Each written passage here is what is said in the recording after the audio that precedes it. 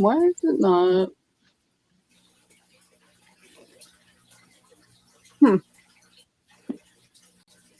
I swear there's a better way to do this. I just haven't figured it out yet.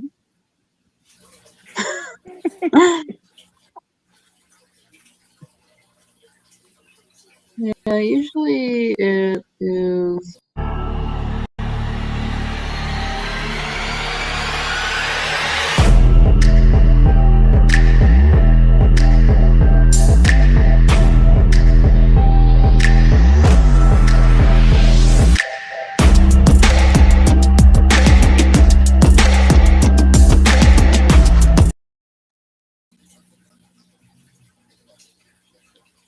Wow, okay, so I don't know why it was such a delayed. Okay. Apparently my laptop just sucks. So eventually we'll get everything fine-tuned. But yeah, so there was an show that showcased everyone and what like vetting companies, kind of just to show for of like what is everything. Like I said, that we do at a nonprofit company, and as much as I can try to. I wonder if redoing it. I No, can no, we'll attempt see. it. I can't guarantee it'll do anything. No, you can try.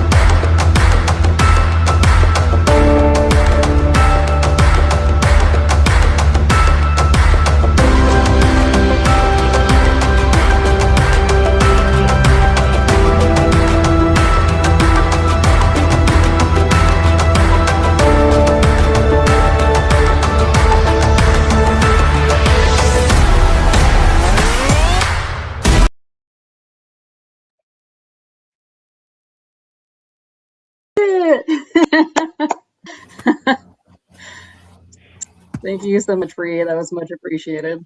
Just got to remember, the blooper Thank you reels so are much. always the favorite.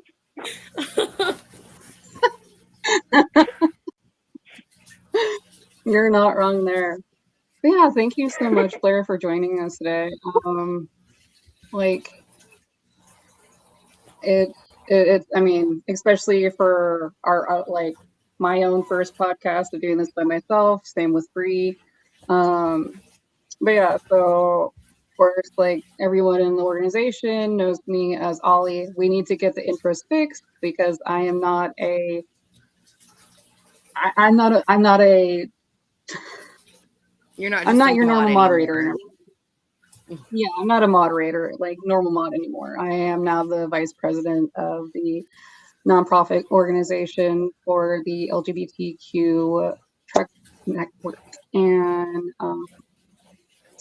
which is a huge accomplishment in itself. So, yay! Congratulations. Thank you so much.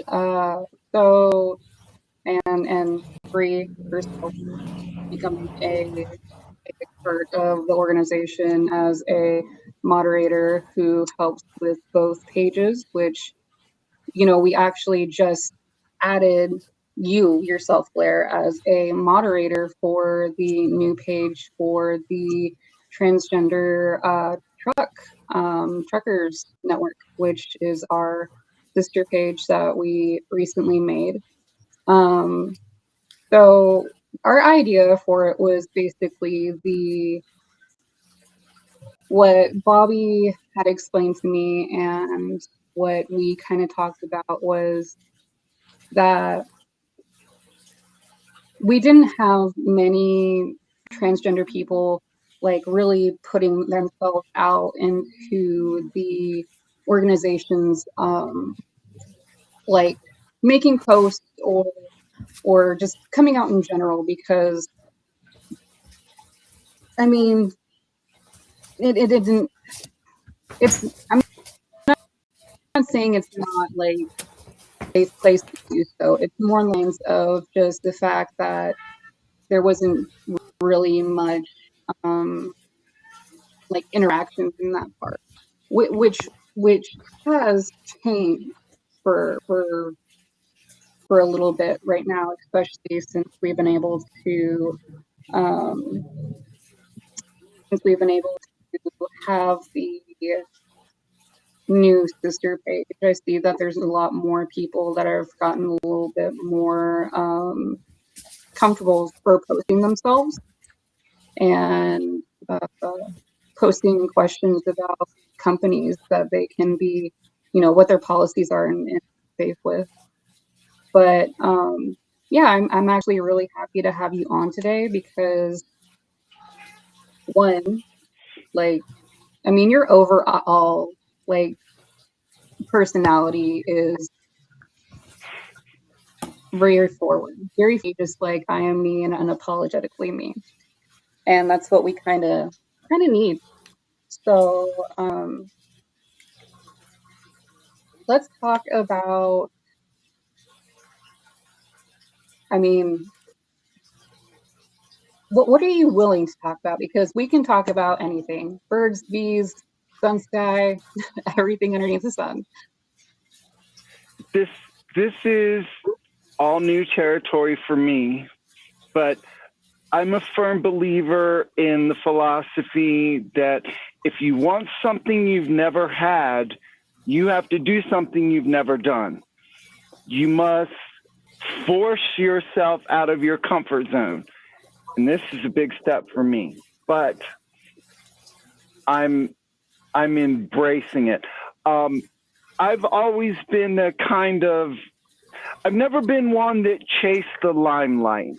And I guess the easiest way to describe it is a lot of my friends are like, oh yeah, I'd love to be a rock star and up on stage. And me, no, that's not what I want. I want to be behind the mixer board. Ooh. You can be up there in the limelight, the center of everybody's attention, but I'm the one that makes you sound good. That's a really good, like, I think that's a really good concept in itself, because for everyone has this.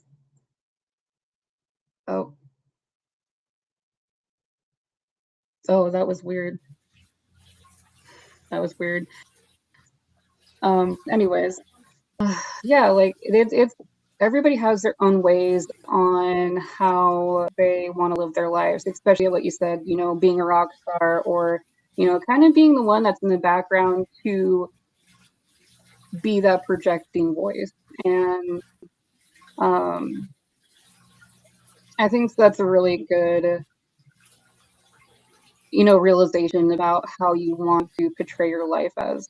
mean, I honestly didn't even think I was going to be a vice president of a nonprofit organization. I was in the background, just like, okay, let's let me be in the background and help everyone and get to the things that we need to. And then Bobby was like, oh hey, by the way, like I talked to Ricky, and I think it would be a good idea for you to be the vice president of the organization. And I was like, okay, this is a lot of pressure. This is a lot of like, oh, geez, like this is more limelight than I was expecting to happen. But Some are born into greatness, and others have greatness thrust upon them.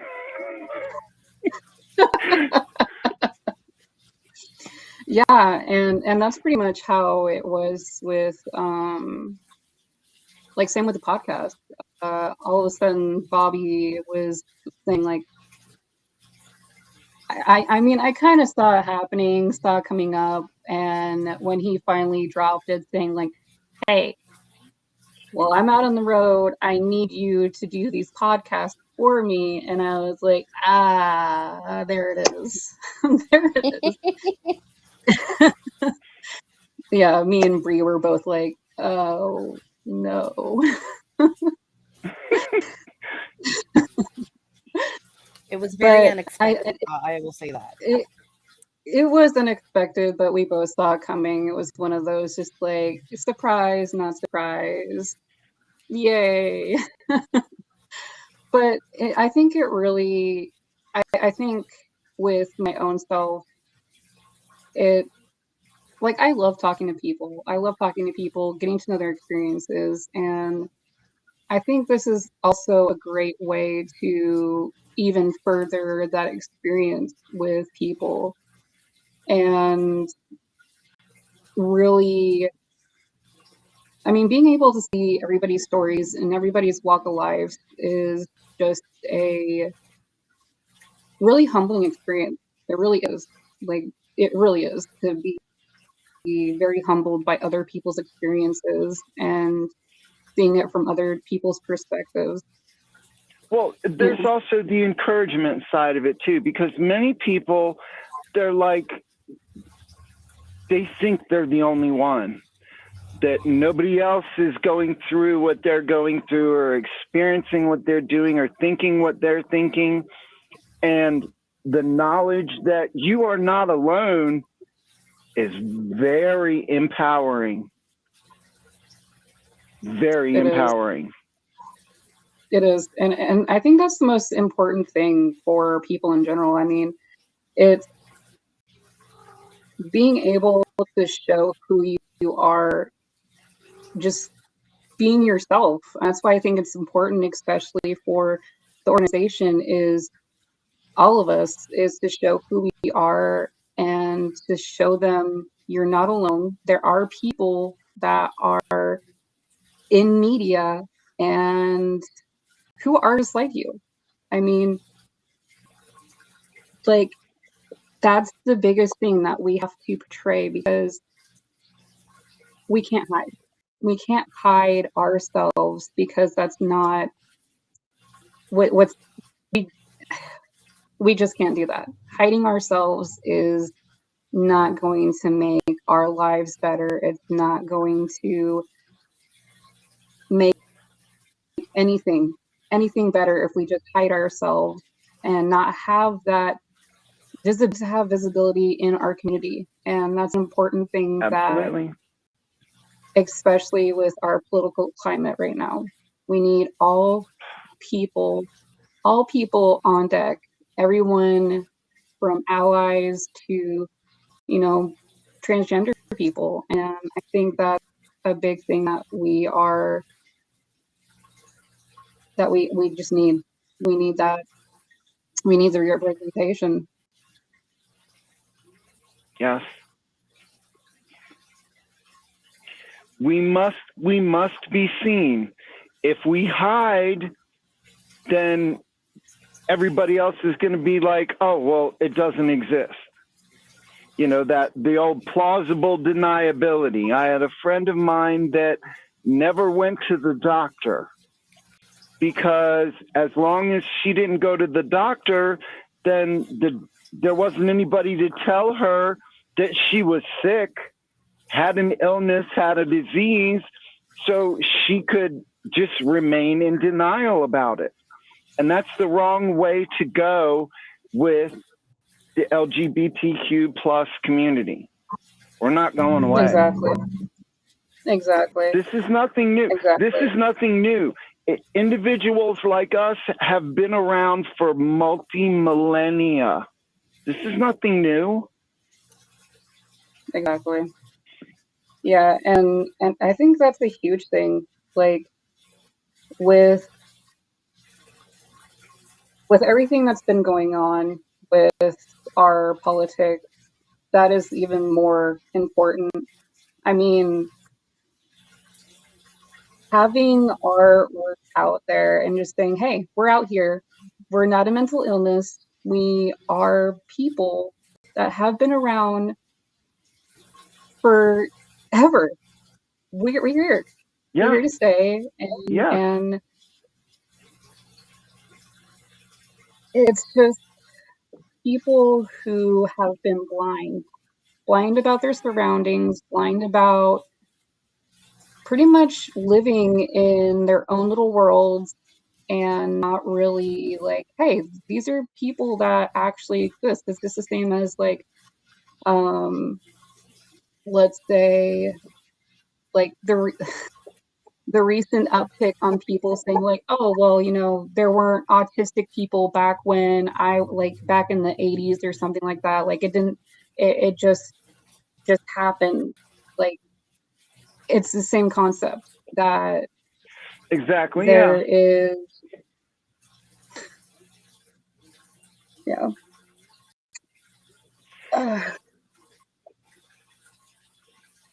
But yeah, so the one thing that the average person doesn't understand, and it doesn't matter their age, their geography, their lifestyle, you know, what they do for a living, in the course of their day-to-day life, they come in contact with at least a half a dozen to a dozen people who are gay, lesbian, trans, you know, non-binary, whatever, and don't even realize it. Why? Because we're not the big, scary boogeyman that mainstream media has made us out to be. We're just everyday people trying to live our lives, you know, earn a living, take care of our families, take care of ourselves, and just be happy. And I don't understand why so many people nowadays have a problem with how I live. How I live and who I am has no bearing on your life. How is my existence interfering with your life? I'm not stealing your job. I'm not burning down your house. I'm not I'm not slashing your tires. You know, why can't you just leave me alone and let me live my life? Exactly. Yeah,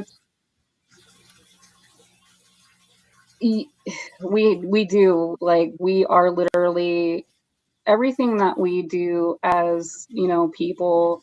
I mean, like, I'm non-binary and no one expects it because I just wear band t-shirts all the time with leggings, and I'm not out here just like, hey,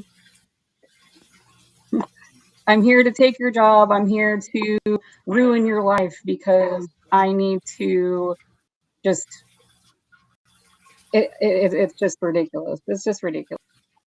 It is. Yeah, we have no bearing on other people's life. It's pretty ridiculous how they make it seem like we are such big bad people. Like the grooming, just all these stupid rumors that progressed into just complete horse crap, and it's like, Yes. I'm sorry. Oh my God, I'm going to catch the gay. No, you're not.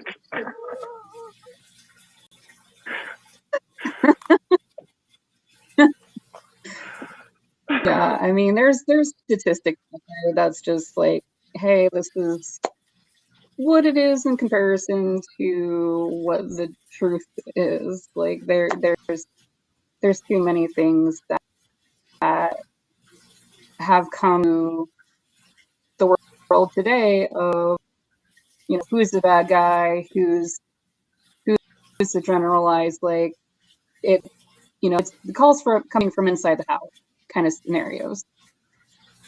Yes, it's But about smoke and mirrors. It's misdirection. It's, we want to give you this boogeyman so that you're not paying attention to what we're doing over here. Yeah, there's a scene in the movie The Bug's Life where the grasshoppers are talking about, we have to keep the ants fighting with each other because they are tens of thousands and we are only a couple hundred. And if they realize they have the power, we're screwed. yeah. And that hit home for me when I saw that movie. I'm like, this is life. This is the world. This is, modern politics and all of it. It really is. It really is. But yeah, I want to talk a little bit more about you and your life. With trucking, well, let's get more specific. So, when did you transition in your life? I bounced back and forth many times over the decades, but I did it in earnest at about age 42.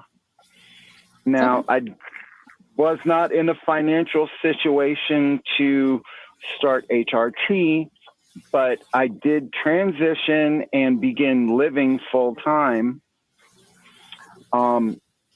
My wife at the time, her health was very poor.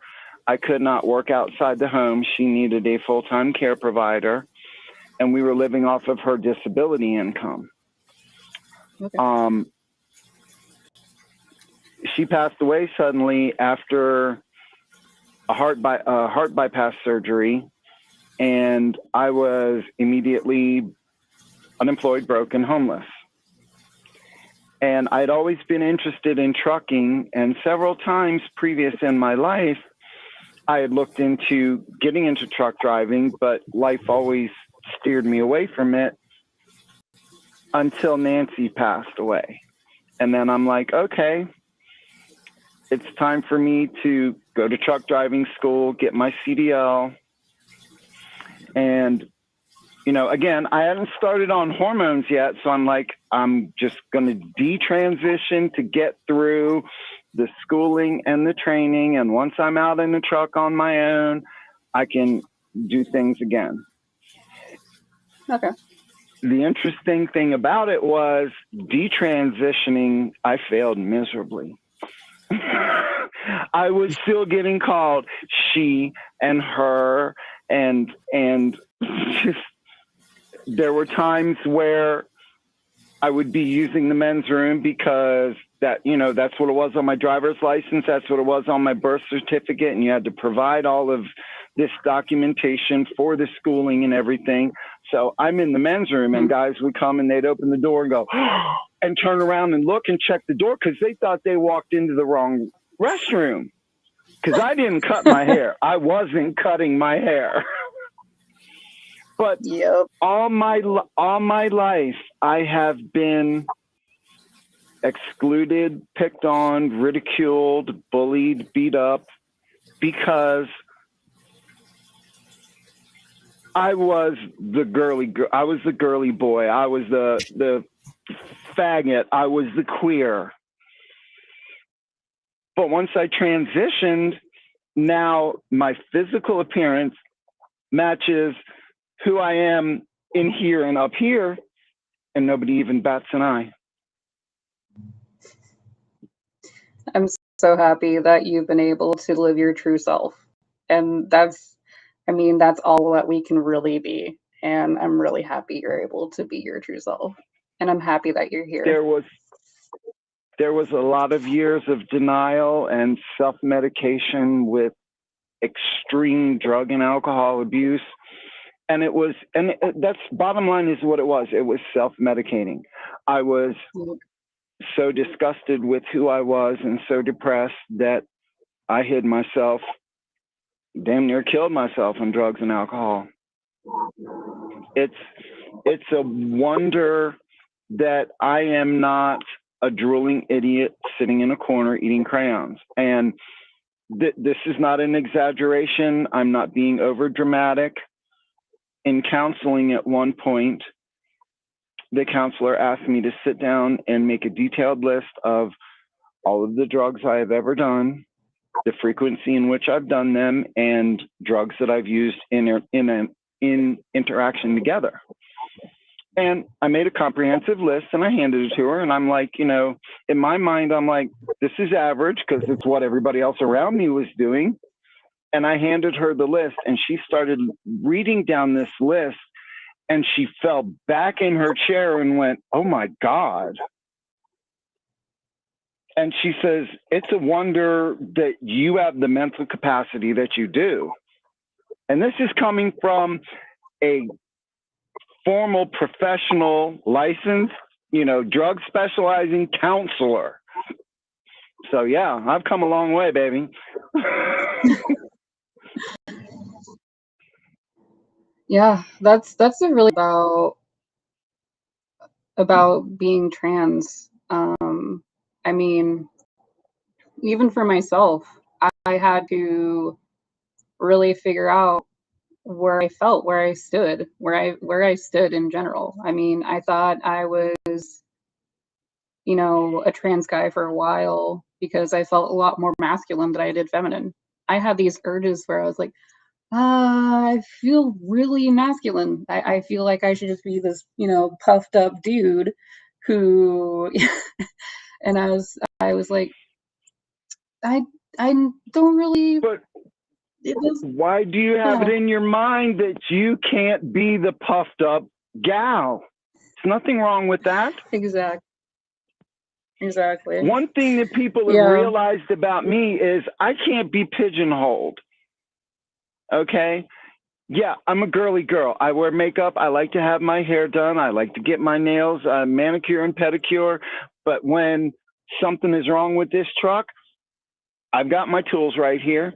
I get out there and I fix it if I can. And a lot of people don't understand, how come I'm like, and I just tell them, I said, my dad wanted a boy.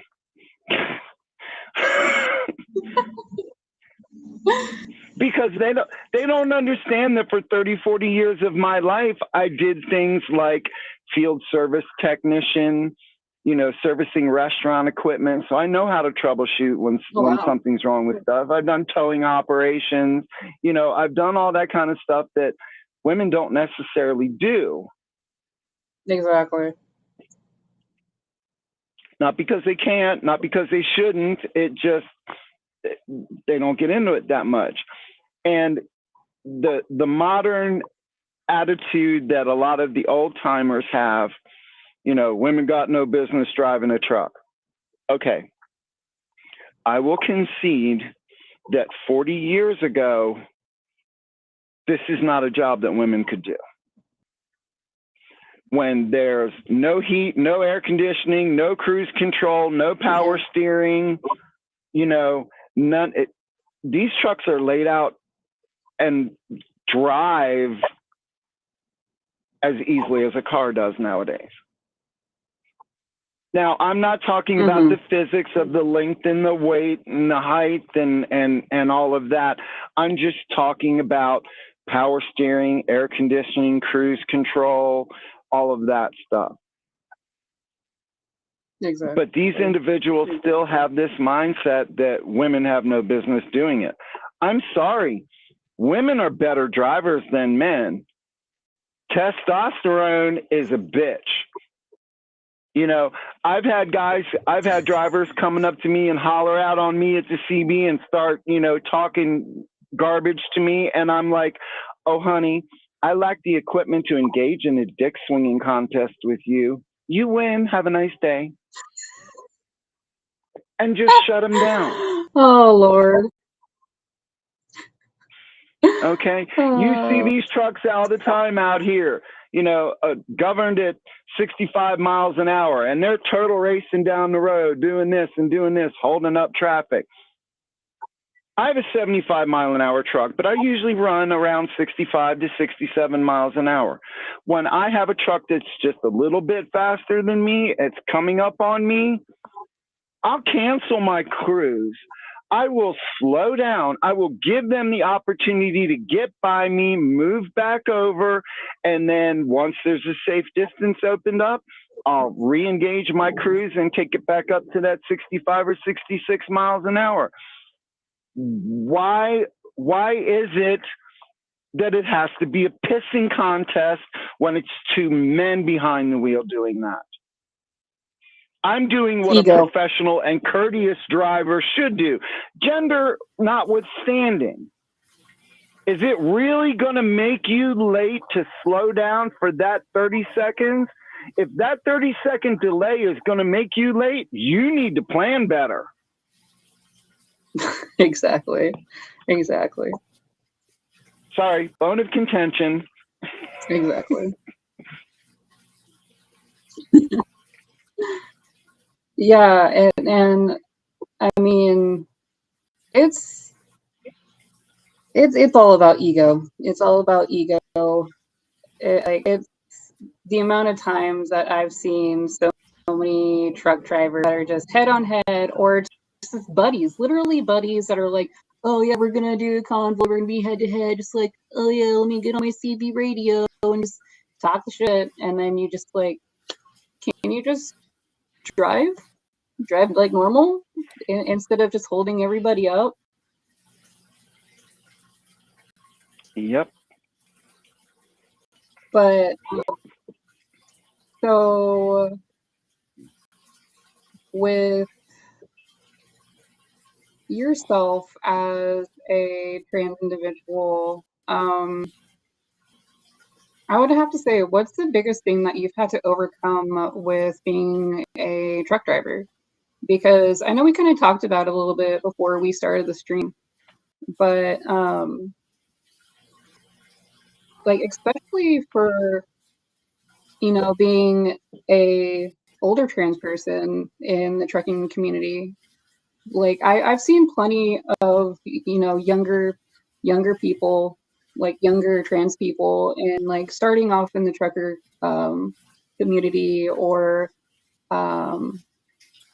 like we all kind of just like, hey, this is what you have to prepare for, but we don't really get to hear much about what older trans people have to deal with on the road, and what they've like. You have a little bit more experience, and like especially stories about what you've had to deal with, especially with different companies. I have had a Class A CDL for 14 years. I have been a professional driver for over 30, in the truest definition of the word, where I get paid, and part of my responsibility and my job duties is operating a vehicle, towing operator, field service technician. 60% of my day as a field service technician is spent going from one job to the next. So, yeah, I wasn't driving something this big, but the habits and the mindset don't matter when it comes to the size of the vehicle. So, but I've been very fortunate. I haven't had a great deal of difficulty based on being trans.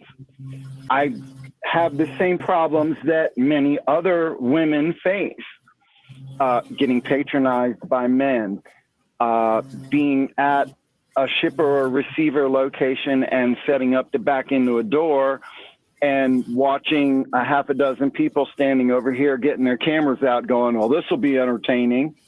And then I drop it in a one shot. Don't patronize me. I know what I'm doing.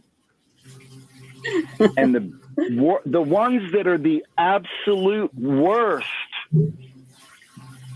are servicers, service writers, mechanics. They're the worst.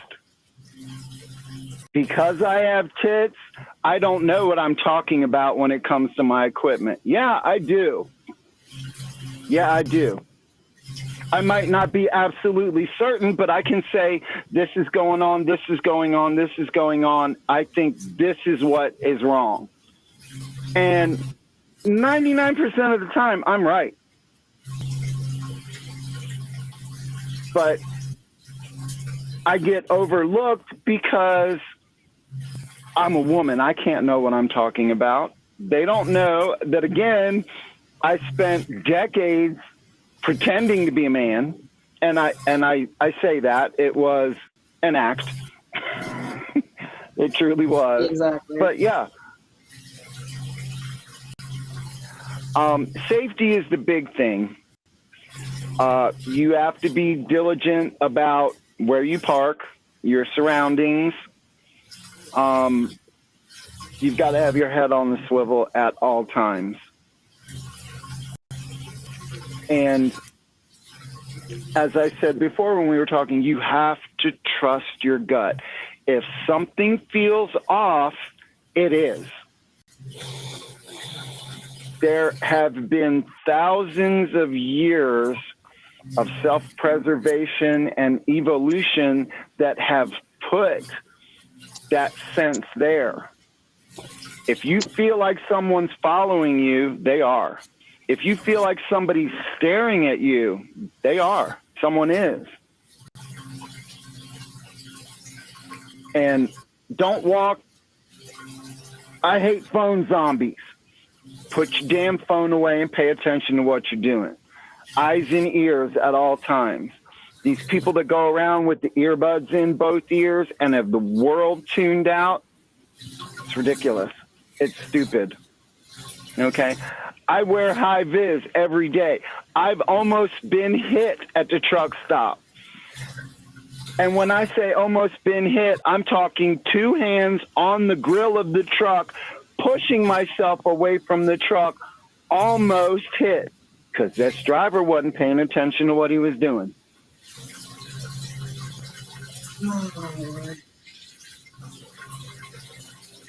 That's just that's the scariest thing to ever have to deal with, especially when you're just wearing high vis, where you should be able to see anyone. You know, it like you said. I wasn't walking real close to the truck.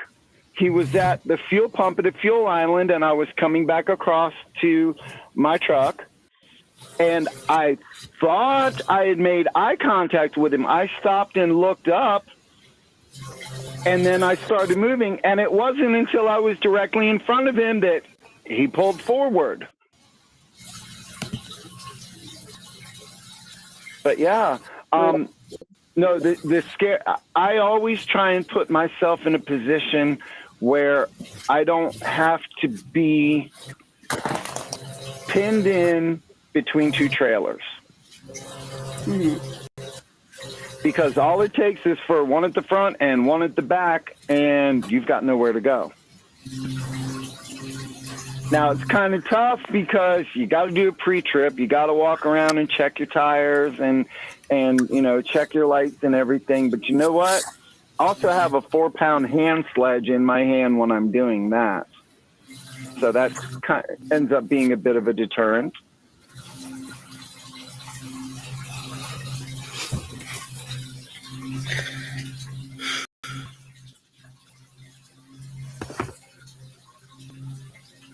Okay, there you are. I'm like, are we still on? Yeah, Oh, no. no, sorry. Well, Bobby has said You know what, thank you Bree? for the podcast. You know what, Bree? You talk too much. Sorry about that. I know. I have a little bit of a shyness problem, so I'm working on it. I don't. Yep. Yeah. I have the I gift mean, of gab. I just don't know when to you wrap know, it up.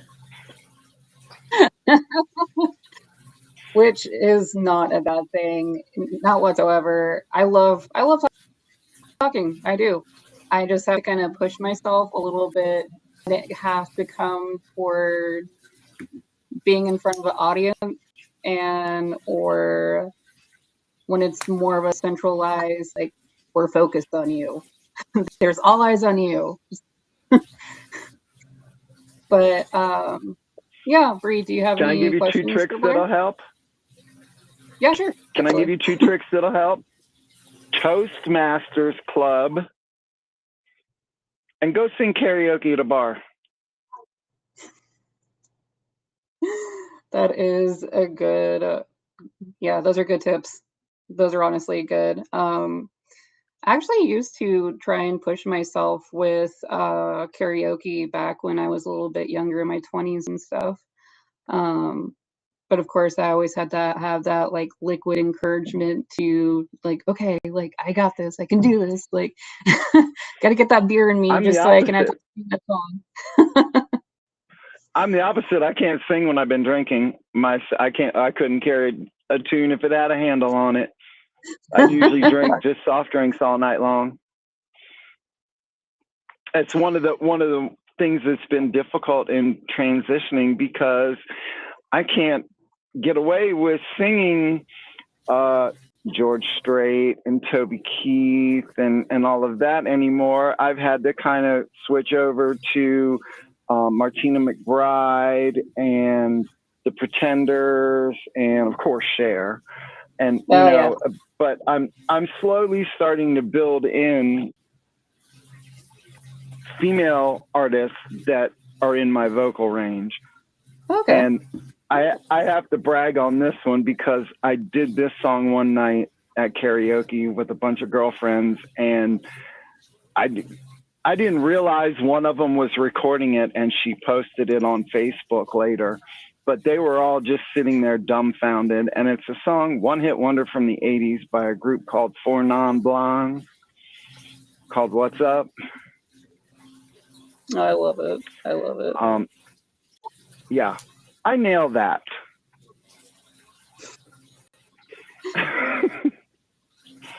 So. But yeah, Bree, did you have any questions you wanted to ask for Blair? Not off the top of my head. You pretty much asked what I was going to ask, so I guess we're on the same wavelength. I think like a really good question is to ask. So since we were already talking about safety, because it's not talked often enough, because I know that you are like, what was it? I think it was like around Utah, because I don't know what states that you go through. But like on safety, how does that work for your concealed and carry? Because that's what you're talking about. Like how does that work? My home state of Utah is one of the states that has reciprocal agreements with the majority of the rest of the United States. There's only a handful of states that I cannot legally carry in. Oregon, California, New Mexico, Illinois, New York, Maryland, Virginia, and I think it's Massachusetts. But every other state has a reciprocal agreement with Utah, and I can legally carry in those states. It hates me. Okay, I was going to say, what is It going hates on? me. I don't know. It hates me. I'm so sorry, guys. And as far as usually the next question that people ask is, what about interactions with DOT? Mm-hmm. The state of Utah requires us that anytime we have any interaction with law enforcement, that we must notify right up front. When we go to hand our driver's license, we must hand our concealed permit over and declare, I have a concealed firearms permit. I am or I am not currently carrying. And I've done that at DOT inspections, and I've got varying answers. I've gotten good for you. I've gotten thanks for letting me know. I've gotten where is it? And I tell them and they say, okay, don't touch it. And I'm like, well, that's not a problem because you don't want the paperwork and I don't want to be dead. But I've also had them ask me to take it off, and they have taken it out of the vehicle and unloaded and cleared it and didn't give it back to me until we had concluded our business. So it differs. Okay. Yeah. The bottom line is FMCSA does not have any laws prohibiting firearms on the vehicle. It's the companies that regulate that more than anything else. And my owner and my operations manager know I have a concealed firearms permit. They do not have a problem with me carrying, and they encourage me. So that's great. That's great. I'm happy to hear that. I think that there needs to be a little bit more information about that with the the big factors of just, hey, this is, you can carry in these laws, like these places, you can't, I think that's the one thing that they really don't talk about, especially when you're starting in a company, when you're starting in, trucking. Because I know I sure as heck did not hear anything from my ex fiance about, so they talk about the policies of what you can have as a something to protect yourself while you're out on the road, and it's not talked about enough.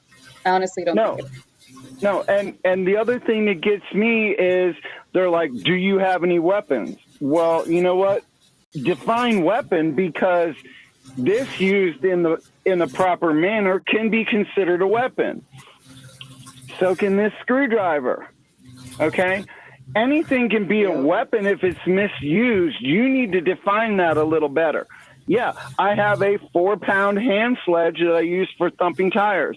Can that be considered a weapon? Yes, it can be, but it's also considered a tool. I have, 2 different sizes of crowbars, 3 different sizes of bolt cutters. I mean, define weapons. In the state of California, having a crowbar, a large screwdriver, and a set of bolt cutters are considered tools of burglary and can get you arrested. Where do we draw the line? A lot of drivers carry bear spray that the hikers use, or, hornet spray. That works good because that stuff will spray 30, 40 feet and is a extreme irritant, more so than the capsaicin you find in pepper sprays and all. But I mean, come on, let's talk weapons. Exactly. And they honestly don't talk about that enough. Safety with truck drivers, especially women and people of the LGBTQ. And hey, real life, just real life, being honest with them about how that's going to turn out. What happens if you pull over and you don't see anyone behind you, but someone pulls behind your truck where you can't see them and they just come out of the blue. What do you do in that scenario? And yeah, I'm sure I've seen the videos and the reels. I'm sure you have, and it's usually happening outside of the United States where This truck is on a ramp where there's concrete walls on either side, and there's a car in front of them that stops, and 4 armed men get out. And, it's a hijacking. That kind of scenario doesn't necessarily happen in the United States, but I have been in situations where I've been going down the road and I have a car that's staying right behind me. And again, I'm driving in rural Utah on the interstate where the speed for everybody else is 80 miles an hour. And for most Utahns, the speed limit is a suggestion. I'm doing 65 in an 80 mile an hour zone, and this car is staying behind me. I'm getting nervous about it. So I slow down to 55. The car stays behind me. I speed up to the top of my governor. The car is still staying behind me. I slow down to 45. They are still behind me. At that point, I called 911. And I talked to the dispatcher, and she said, I couldn't give her a description of the vehicle because they're 100 feet behind me and it's nighttime. But I told her where I was and what I was doing, and she says, where is the next exit? And I told her, she says, I want you to take the exit and see if they continue on. And I said, when I get, and this was out in the middle of nowhere, I said, when I get to the bottom of the exit, there's a stop sign. I am not stopping. Stopping is death. It's harder to catch a moving target. And she says, I understand. She says, I have 2 troopers that are 2 minutes away. And I took the exit and the car kept going. And those 2 troopers did pull that vehicle over. I have no idea why they were driving so slow. They never did call me back and tell me anything. But yeah, that's a scary situation to be in. It is. It is. It really is. Because, I mean, it's just terrifying, especially if you're not a team driver and you're just by yourself. You can't.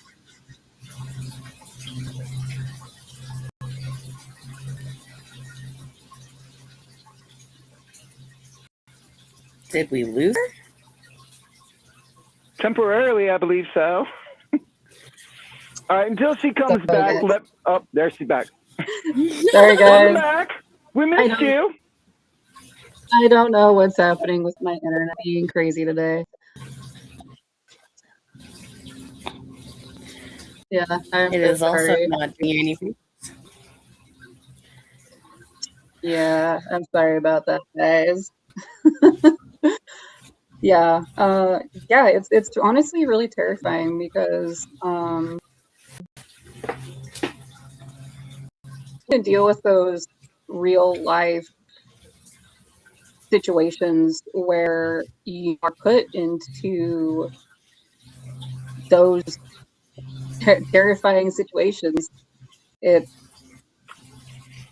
one of those things that that you don't want anybody to experience, especially with being, a woman or being trans in general. It's terrifying because, sadly enough, we have to think about that more often than most people do. Yes, because especially for someone that is pre-op, it's not just about getting raped, because they get your pants down and find out that you don't have the equipment they're expecting you to have, you're dead. They're going to kill you. It's just that simple. No ifs, ands, or buts about it. And I'm not saying that, rape is the better of the two. Rape, it's never good. Anything you can do to stop that from happening, do it. Exactly. Cram your finger down your throat. Cram your finger down your throat and throw up on them. Anything you can do. Exactly. And I think that's a really, really just important thing to really, like, even to think about putting yourself into, like, being a realistic, what would you do in that scenario? Especially with nowadays, like, there are literal fake police officers out there.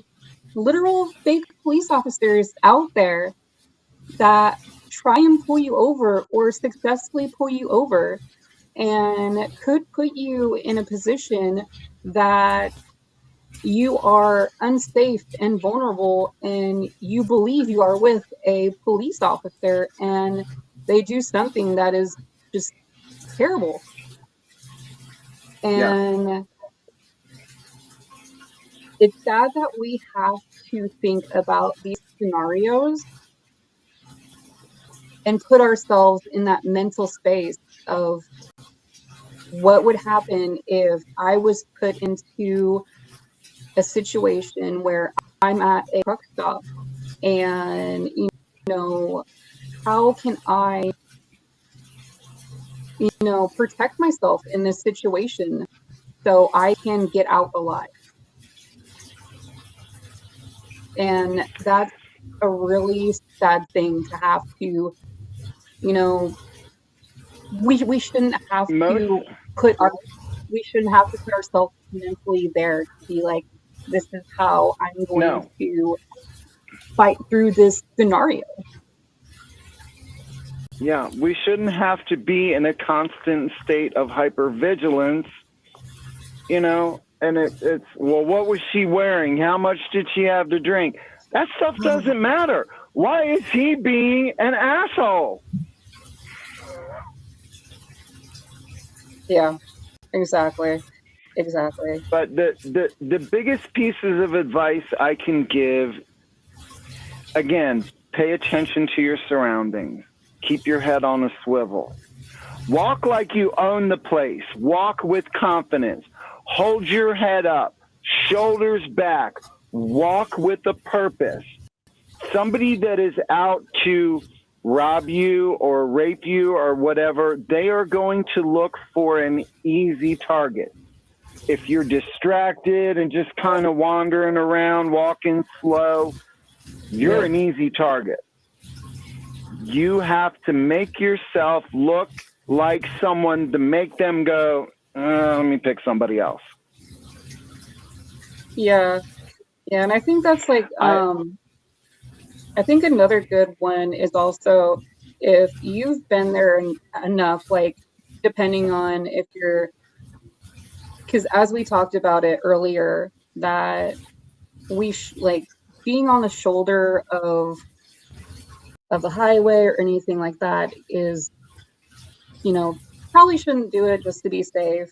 But I think a really good one is if a place has cameras, be in front of a camera. Be in front of the camera as much as you can.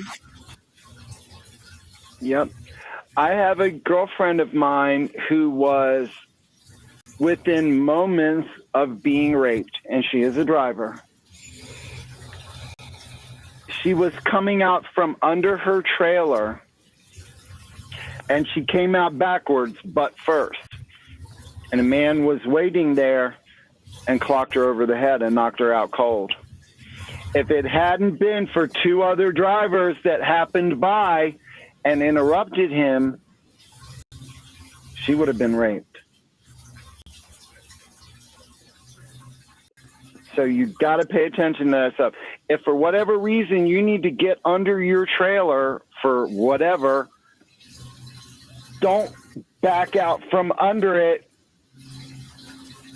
Poke your head out and look, or make sure you're looking. If you see a set of feet right there, go out the other side. Yep. Yeah, it's always important. I mean, I think in general, especially with working underneath a trailer, just having that general nuance of like, okay, is my whole surroundings clear? Because I mean, especially with drivers, if you're in a freaking parking spot you got to make sure that you're not getting run over by another trailer, or you got to make sure you're being safe in all your surroundings. Yeah.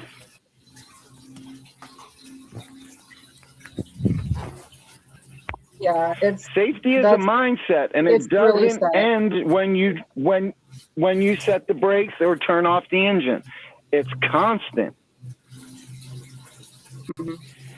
You know, choosing your parking spaces wisely so you don't get hit by somebody else backing in, or you don't get blocked in by the drivers that roll in there at 3-4 o'clock in the morning and do the creative parking and just pull in and set their brakes, and now there's barely 50 feet in front of you because there's 3 trucks parked where they shouldn't be, and you've got to get them moved. You know? Exactly. And I've been in situations where I've gone inside and the stores are like, the management's like, oh, you know, a corporate won't let us do that because it's unsafe. Fine. Then I go back out to my truck. I look up the non-emergency number for the local police department, and I get the police down there. Because I'm not going to go knocking on that driver's door at 1 o'clock in the morning trying to get them to get out of my way. Exactly. Exactly. And I think that's like a really good, that's actually a really good idea that not a lot of people think of while on the road and having to deal with those situations, is that there's a non-emergency line for a reason, and you have to be safe. You never know what that driver is going, who they are as a person. And it's sad to say that there's a lot of drivers that are going to be very like just rude and just complete assholes, and they are just going to just come at the situation like, who the hell are you, what do you want, like blah blah blah blah blah, like fuck you, I'm not moving. Yeah, so it's very much that you have to be safe, and I'm so happy that you brought up that, you know, the non-emergency line. Don't be afraid to call the police when you need them. Non-emergency number, unless it's you know, something that's emergent, of course. Yes, I took a wrong turn into an entrance in a shopping center off of a busy 6-lane surface street. And I pulled in and I'm like, this is the wrong entrance. I couldn't go any further.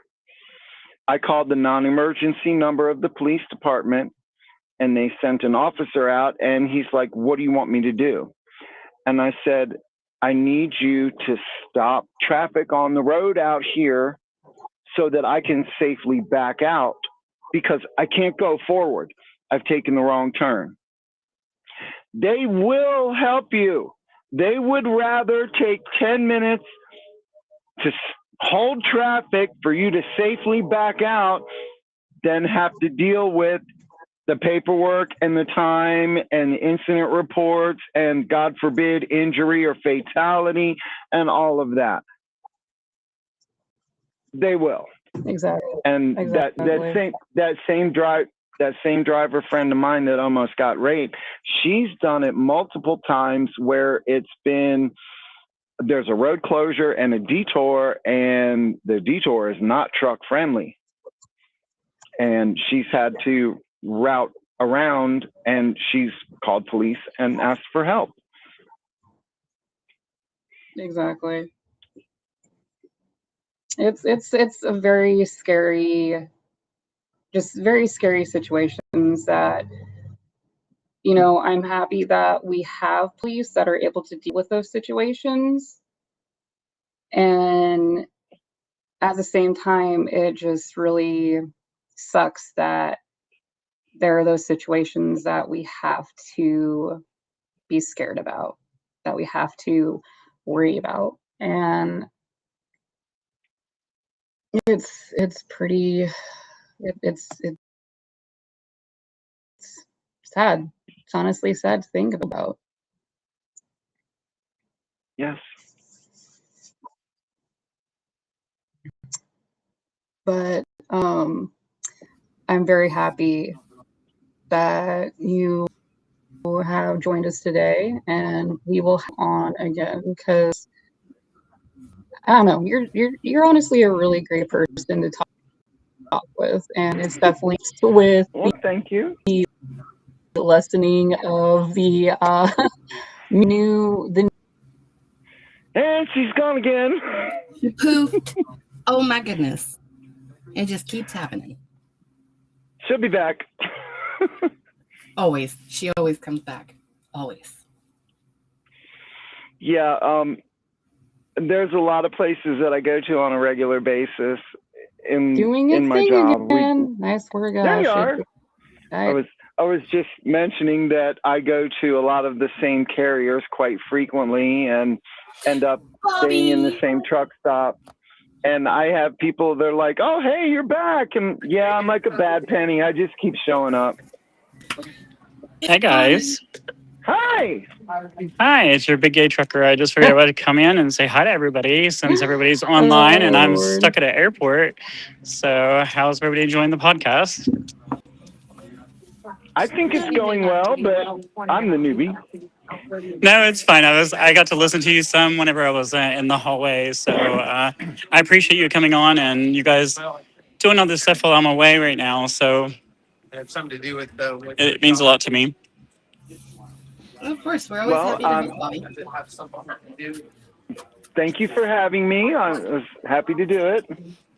Yeah, no problem. No, I was listening to you and I was like, okay, well, she cusses like a sailor like me, and she like, I was like, okay, she's perfect. So,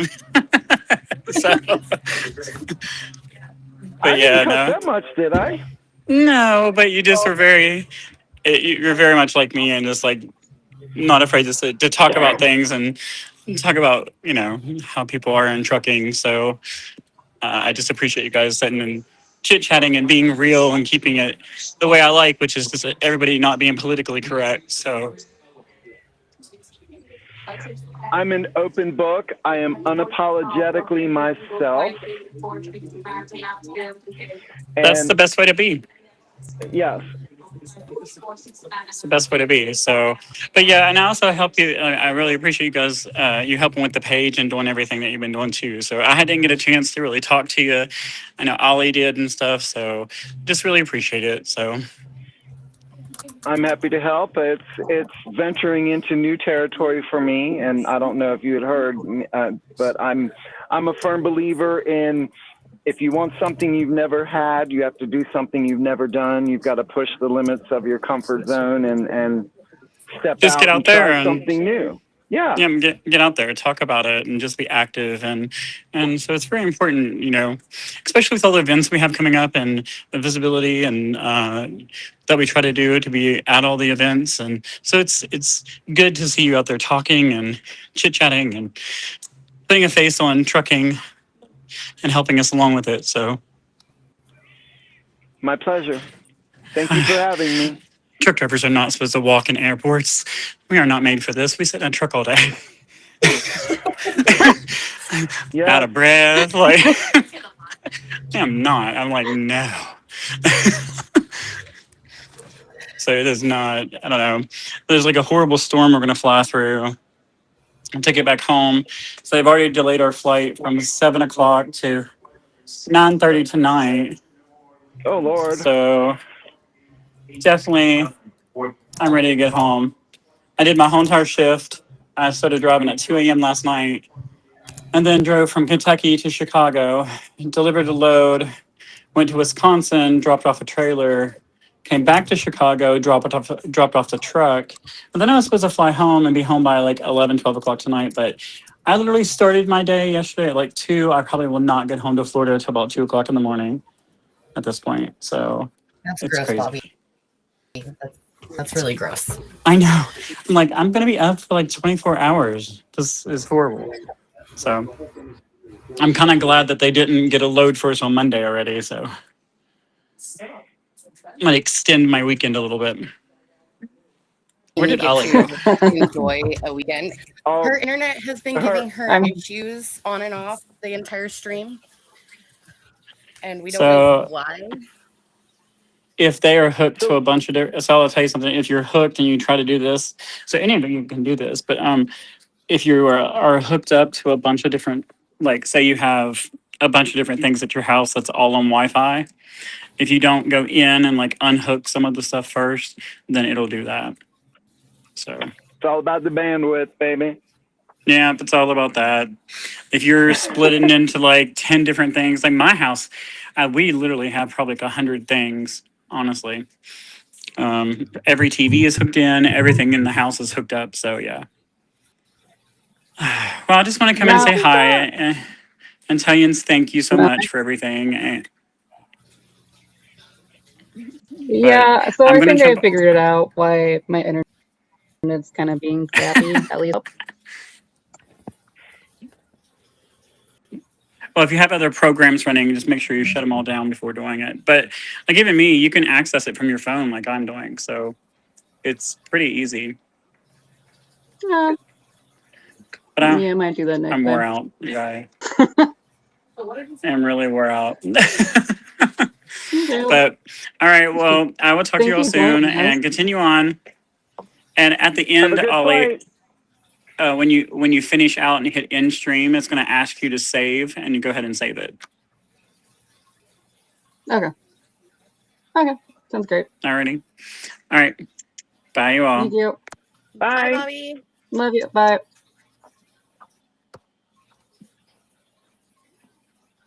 Maybe.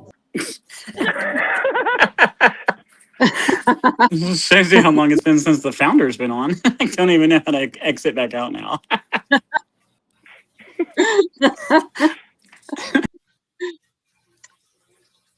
The relearning curve.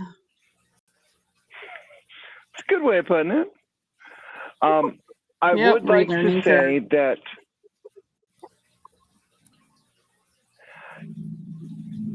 I am happy to help and advise and mentor anybody. Reach out for me through the pages or contact me on my page direct. I do say bear with me. It might take me a little while to answer because I don't keep the notifications turned on for Facebook or Messenger, because if it goes bing when I'm driving, I want to look at it. And so when I get parked, I go in and look, and I'll get back to you. I promise I will.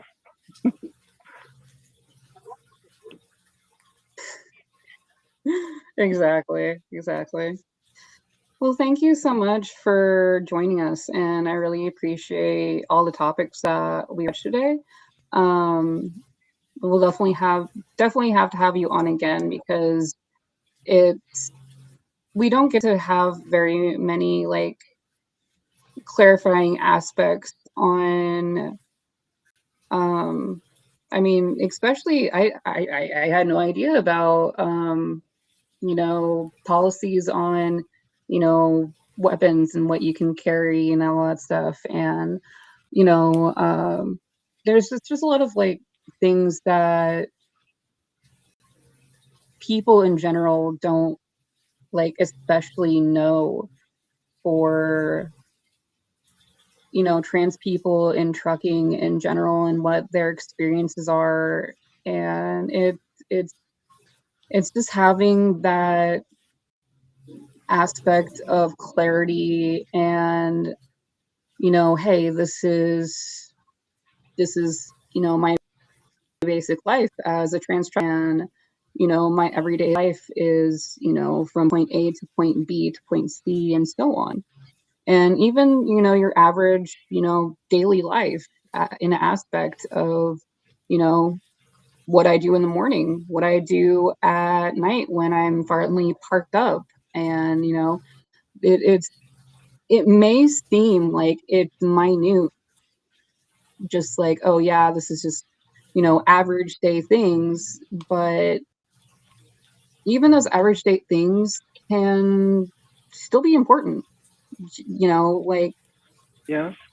people think that lives in general are just, hey, like, this is just average life. Like, why should it matter? Why should just me getting up in the morning and saying hello to the world just be something minute when, you know, everyone is different. We're all wonderful beings in themselves, you know, besides the actual, you know, they're not that great.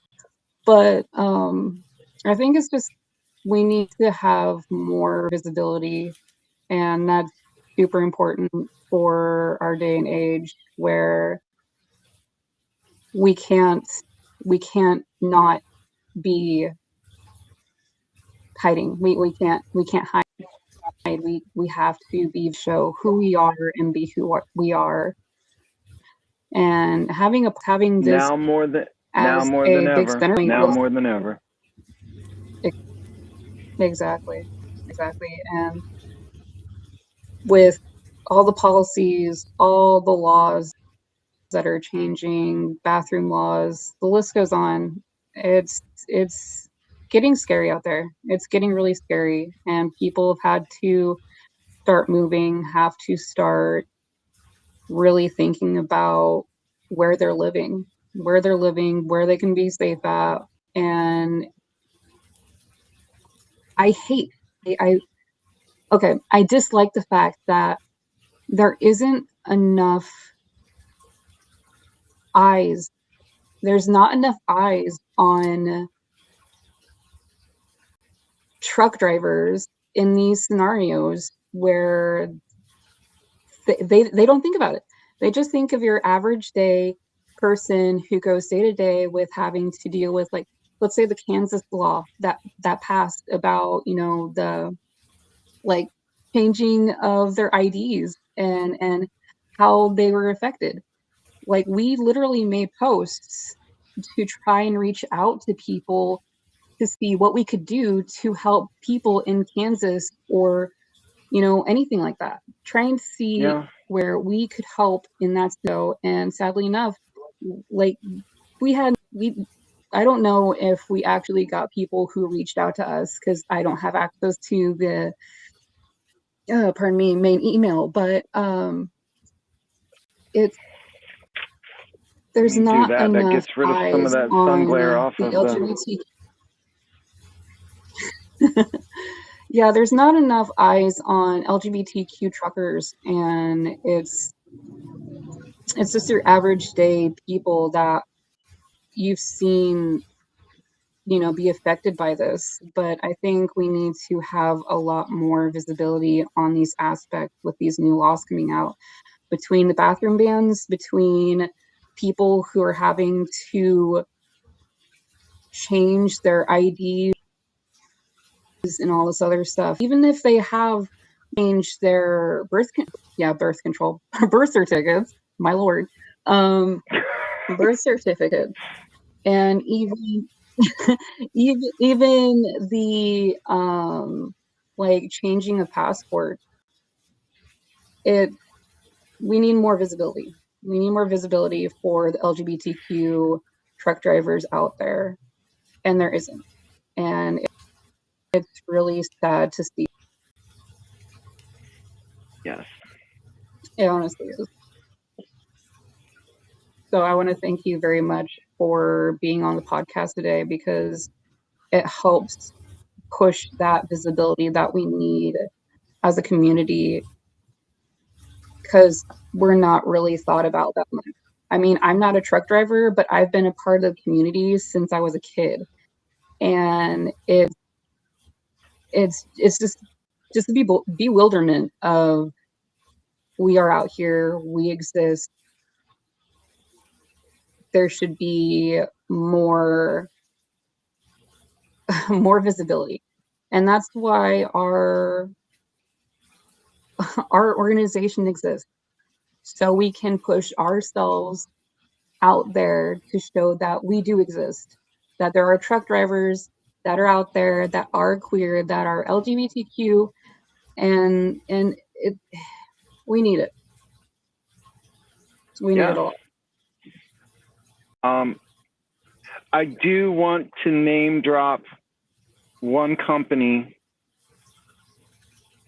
because they are very inclusive and very supportive. And I worked for them for 10 years, and that's Prime Incorporated. Okay.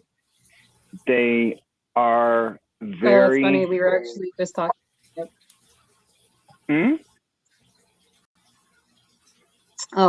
Me and Bobby were actually talking about that earlier, so I thought it was funny that you'd bring up. Continue, I'm sorry. They are very inclusive.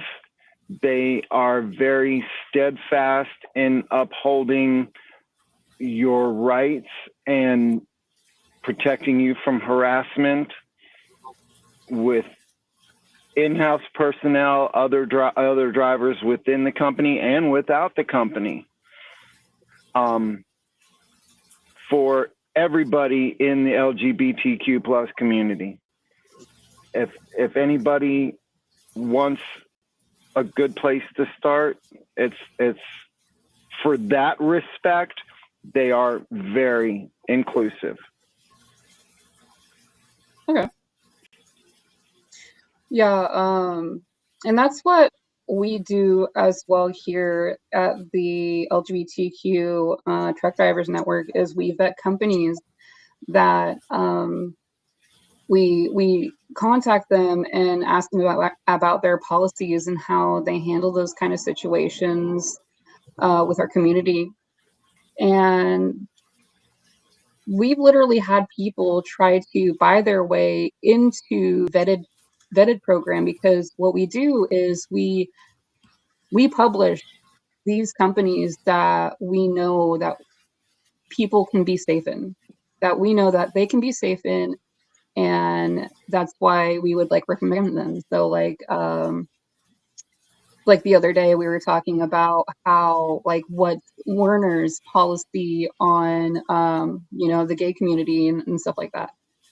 So we try and vet the companies so we can make sure that the policies that they hold are ones that we know that people can be protected in our community. And it's not talked about enough on that one as well. And again, I can speak for Prime as a 10-year veteran that I never had any problem with any discrimination or harassment. Multiple trans and gay and lesbian friends and drivers, and they have social network pages for the Prime LGBTQ misfits and so forth and so on. That's not an exact name. That's just, I just threw that out there, but they have under the company blanket, and it's overseen by members of the corporation.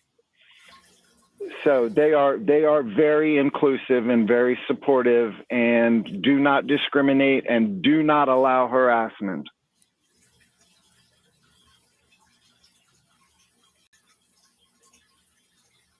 And she's gone again.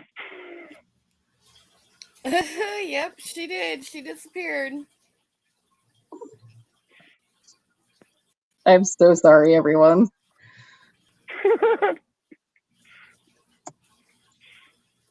I'm so sorry. Hey, technology grand. When it works, it's fantastic. When it doesn't, oh, it's a nightmare. Yep, I'm so sorry.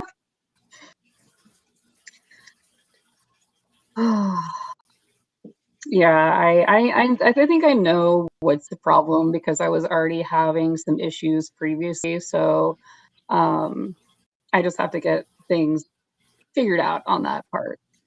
But yeah, I want to thank you for being on here, and yeah, thank you for the name drop. We will definitely have to go by them, vet the company, and see if their policies will line up with what we can agree on. Because I know that Bobby has kind of a stricter aspect of how how policies should work for our community, which should be a good inkling on how they should work for our community, especially in legal standpoints. So yeah, we will have to definitely go through and vet them. And I know that we are also looking for a person that would vet companies for us. So basically just, hey, what's your policy? Like, what would you do in this scenario? What if it is like a veteran truck driver in comparison to a new CDL holder? And that's basically what we're looking with, someone who can like vet these companies. And I know that Bobby had like, hey, you're the only person that I can trust right now. And I'm like, I'm already doing a lot of stuff already. I have so much on my plate. And what does Bobby say? Well, hang on, let me get you a bigger plate. Exactly. Exactly. Let me just get a pizza pan from a plate now. One thing I have noticed with this industry is the rules are kind of on a bit of a curve and can kind of be bent and manipulated contingent upon what type of a performer or employee you are. And it's not just this industry, it happens everywhere. You know, if you're a problem child and you're a headache, you're going to get kicked to the curb a lot quicker than a top earning money maker that does everything that's, you know, by the book and is supposed to be done and keeps everything perfect. It's just a fact of life. Mm-hmm. Yeah. I think that's like a really good, I think it's very humbling. I think it's very humbling for a lot of new truck drivers as well, because there's a lot of new truck drivers that join these and they're like, oh yeah, I just got out of school and I was just so good at, like, I was top of my class and like everything was just like freaking amazing there, and I'm gonna be super hopeful, gonna be, you know, chest puffed out high, like I'm such a badass, look at me, you know. And it's like, none of that matters. You got to prove your worth out there on the road. You got to prove yourself by doing your job correctly and without accidents. Like, there's a lot more on the road to deal with than being someone who's boastful. And you know, you gotta do your job without being that gorilla thumping on my chest, like, look at me, I'm such a badass at my job. And like,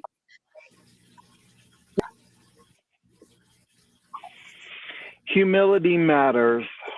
It does. It's funny you should say that because it brings me back to when I first got my CDL and everybody from the class was down at the driver's license division taking the written test, and everybody's coming outside, you know, and they've got their CDL learner's permit and they're all bragging about what their score. I got 100%. I got 95. I'm better than you. And I'm like, excuse me, show me where on the driver's license where it has your score. And they're looking and well, it's not on there. Yeah, because it's kind of like a pass or fail thing. Doesn't matter. If you passed, you passed. Well, what was your score? Well, I aced the test, but it wasn't my first time taking it. But that's irrelevant. It doesn't matter. I passed. You passed. Why do you have to, you know, are you so insecure that you have to bolster your own self-esteem by knocking this person down that just barely passed by 1 point? Exactly. Doesn't matter. There aren't different levels on that CDL. It's a Class A CDL, period. Of course, I was also the one that was out there at 9, 10, 11 o'clock at night after class was over, helping those remedial individuals, showing them tricks. And, you know, so many people have performance anxiety when there's somebody that matters that's right there watching what they're doing. You know, and I've been there, you know, when my father was teaching me how to drive a car, when I made a mistake, he got upset. He got upset, made me nervous. I'd make more mistakes. It's a vicious cycle. I totally get it. But so, you know, it's, you know, sun's going down. It's just, you know, there's 3 or 4 of us out here. And I'm like, look, try this little trick. And, you know, because it's coming from somebody that is not in a position of authority, it, you know, and it's like, ding, you see the light bulb go off. Okay, sometimes it's a candle, not a light bulb, because they're not that bright. But that,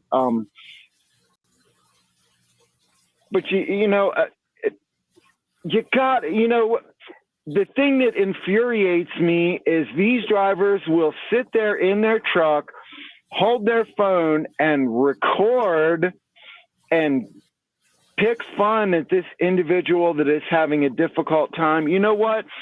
Put your phone down and go help them. You weren't perfect when you first started. I did it for a guy a little while ago. He was going to back into a spot, and I was out there spotting him. I'm like, wait a minute. I said, let me go disconnect from my trailer and move my bobtail out of the way, and that'll give you more room. And he's like, you'll do that for me? And I'm like, sure. It'll give you that much more room to be able to get into that space. And that's what I did. I went over there, pulled all my airlines, lowered my landing gear, pulled the pin, moved my tractor out of the way, which gave him that much more, you know, another 25, 30 feet out here to be able to swing back in on the other side of me. And then I was watching his blind side, and I'm like, you know, we all got to work together out here. And he's like, ain't nobody got that attitude anymore. And I'm like, it's a crying shame. And he's like, thank you so much. Not a problem. Yeah. But it's ridiculous. People Well, thank would you so rather much for revel. having, like, Go ahead. You're trying to wrap this up. sorry, my internet. Yeah, no, it's because I'm trying to, like, figure everything out with my stupid internet and why my crud's all not working.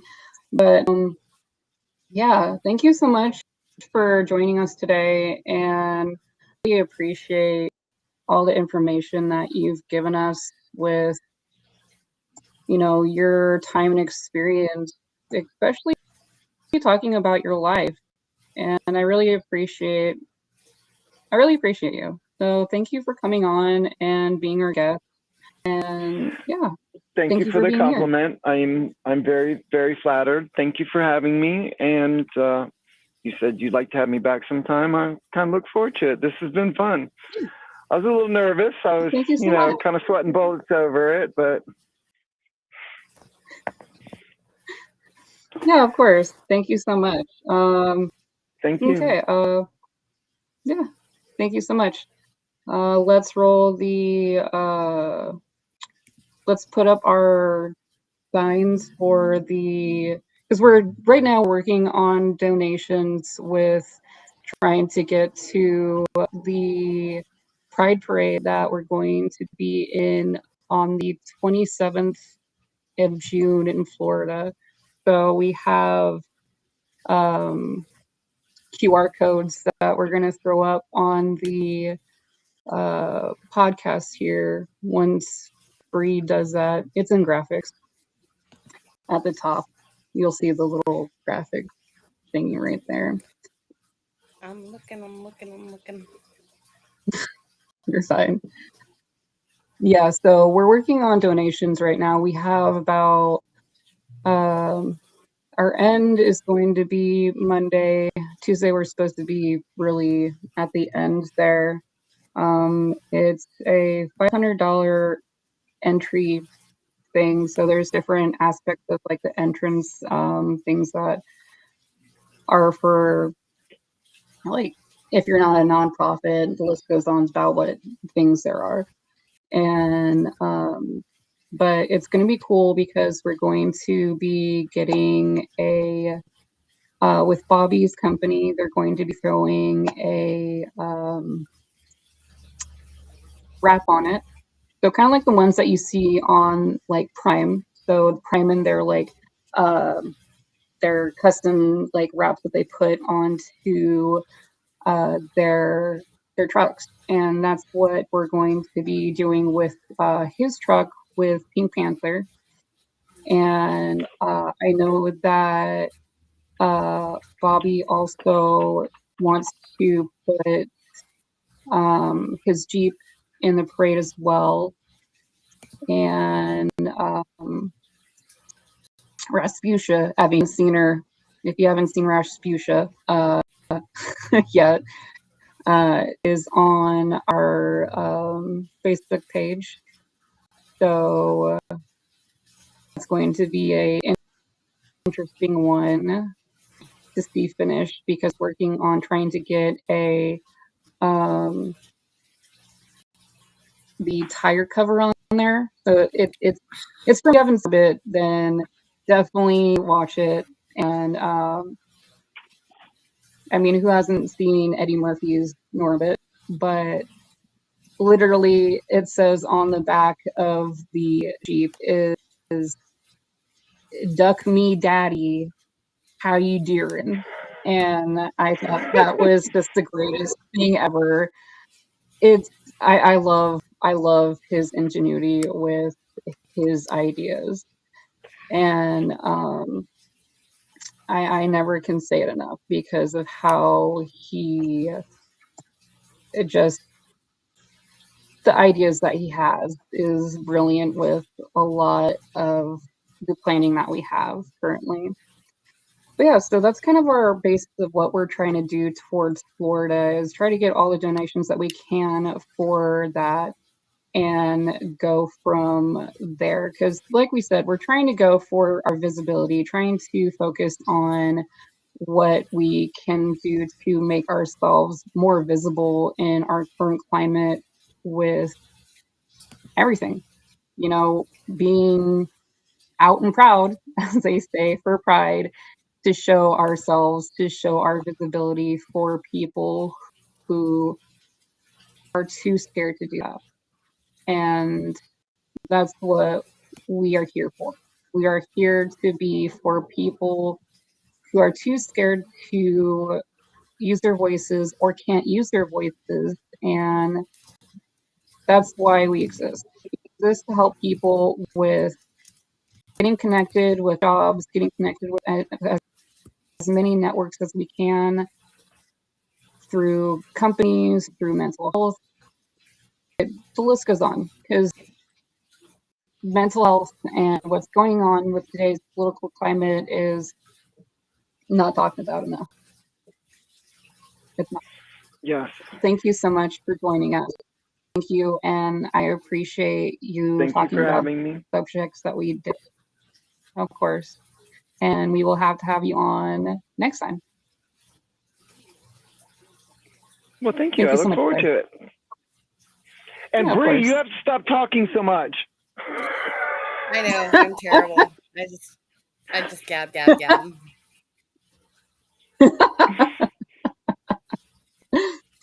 It'll get better. It'll get better. We're still getting there. Very first, podcast stream. You got to give me some time. Give you some time. It's the first time I've ever been on a podcast. all he knows. All he knows. I was shy for a lot of years, and I lost out on so many opportunities. I'm like, you know what? What are they going to do? Kill me? Even if they kill me, they can't eat me. What's the worst that's going to happen? They're going to say no. Take a chance. If you don't ask or don't try, it's always no. This is true. Yeah, we're just trying to figure out what we can. So right now we're trying to figure out how to do our ending, but since right now it's not working, we're just going to end the stream and go from there. Like I said, we're still trying to figure everything out. I mean, Bobby pretty much put us on the spot of like, hey, like, Sink or swim. kind of figure it out on yourself. We're gonna just throw you into the fire. So we're gonna spend the Pretty much- next couple pretty much, days this is trying a to sink or figure it swim. out. Yeah. Yeah, we're gonna be that through the weekend. fused in fire works a lot of times. It's just not doing what I want it Thank you to. so So much.